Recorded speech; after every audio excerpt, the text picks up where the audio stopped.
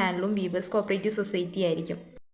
പിന്നെ handicraft society, ഈ societies form ചെയ്യുന്നത് wood carvers, ivory worker, horn worker, metal engravers, stone carvers, goldsmith, ഇങ്ങനെ ടോയ്സുകളൊക്കെ make ചെയ്യില്ല, അതൊക്കെയായിരിക്കും ഹാൻഡിക്രാഫ്റ്റ് സൊസൈറ്റിയിൽ വരുന്നത്. ഈ സൊസൈറ്റി അസിസ്റ്റ് ചെയ്യുന്നതിന് all India handicrafts ബോർഡുകളിലായിട്ടായിരിക്കും.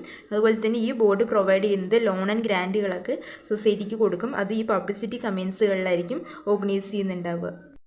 Coir cooperatives പറഞ്ഞ ഒരു ട്രഡീഷണൽ ഇൻഡസ്ട്രിയാണ് കേരളയിൽ. അതുപോലെ തന്നെ ഇവർക്ക് എംപ്ലോയ്മെൻറ്റ് ഓപ്പർച്യൂണിറ്റീസ് പ്രൊവൈഡ് ചെയ്ത് കൊടുക്കും. അറ്റ്ലീസ്റ്റ് 60 lakhs ഓഫ് പീപ്പിൾസ് ആയിരിക്കും എംപ്ലോയ്മെൻറ്റ് ഓപ്പർച്യൂണിറ്റി പ്രൊവൈഡ് ചെയ്ത് കൊടുക്കുന്നത്.